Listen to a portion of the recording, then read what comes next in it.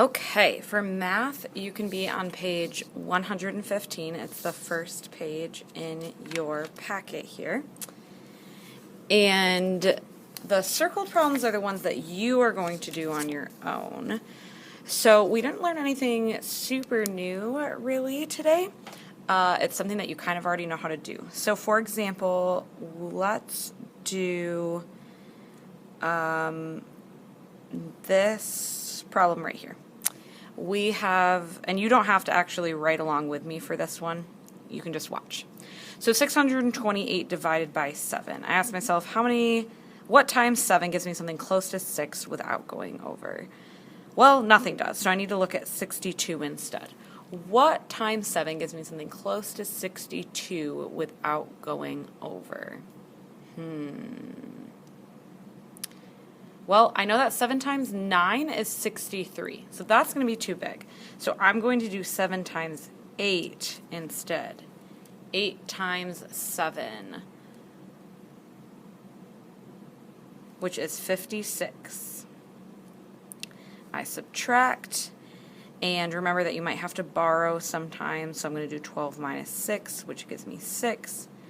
Bring it on down. I have the 8. Now I ask myself, what times 7 gets me close to 68 without going over? What times 7 gets me close to 68 without going over? Well, I just said that 7 times 9 was 63. So there we go. I subtract and I get 5. My remainder is 5.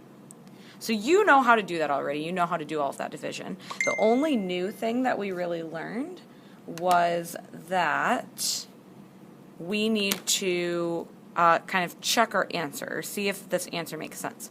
So what you do is you take this number right here and you round it to the highest place value. So for 89, we're going to round to this tens place. It's the biggest one.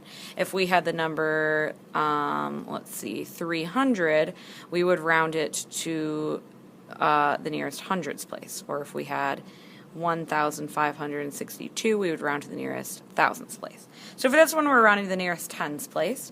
So 89 rounded to the nearest tens place is 90. Remember that we just look at the number behind it. If it's 5 or above, we give this one a shove, so that's how it becomes 90. And then we do 7 times 90. 7 times 90 is going to give us 630. Because the way that you do this is you do 7 times 9, get 63, and then just add on this 0. Now, what we're actually checking is that this number is close to this number right here.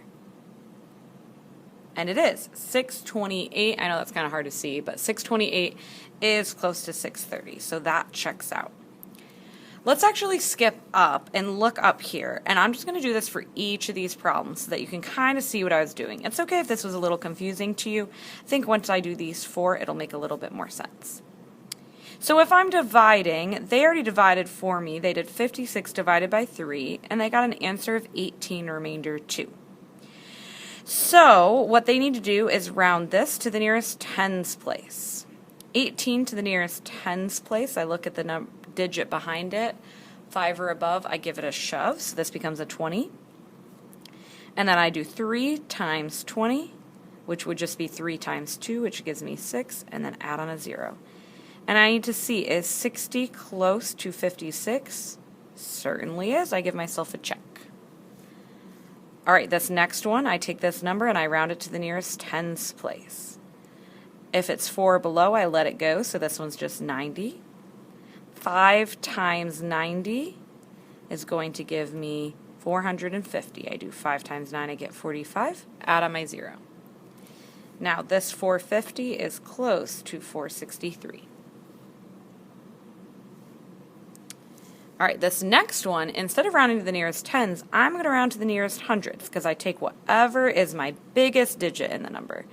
Sorry, not my biggest. What I mean is the biggest place value, I guess. So 9's the biggest place value. If we had a number that looked like this, oops, that is definitely not a number. There you go. This is the biggest place value. So pretty much the one that's the furthest to the left. All right, so the hundreds is my biggest place value, so I'd round it. I would get 900. 6 times 900. I can do 6 times 9 first and get 54, and then add on my 2 zeros. And then I just check, is 5,400 close to 5,568? Yes, it is. And my last one, 129, I take the biggest place value, that 100's place, and I round it. I have 100. 7 times 100 is going to give me 700. And is 700 close to 907? Yes, it is. So it's kind of just checking ourselves, checking our own problems. So let's try this one down here. And if you'd like to write along with me, that would probably be a good idea. 46 divided by 6, or what times 6 gets me close to 46 without going over? I think 7, because 7 times 6 is 42. I subtract and I get a 4. I'm going to drag down my 5. What times 6 gets me close to 45 without going over? I think it's 7 again. 7 times 6 is 42. I subtract and I get a 3. Drag down my 2. 6 times what gets me close to 32 without going over? It would be 5, because 5 times 6 is 30. When I subtract, I get 2. Whoops, I'm running out of room. My remainder is 2. Okay, now to check this problem, I need to round this to the nearest hundreds place, which would be 800.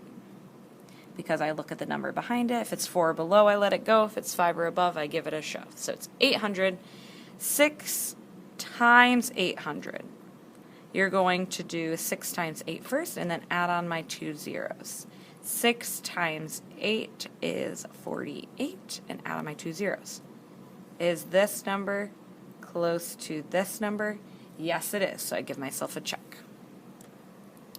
All right, so the only problems that you need to do are the circled ones. So on your paper, you should have 14, 15, 16, and 22 circled. So you need to solve them,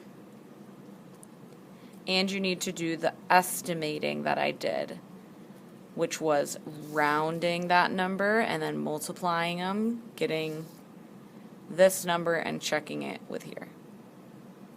If I went a little too fast, or if you're still not understanding, you can pause the video, watch it again, do what you need to do, and you should be able to do that page. That is all you need to do.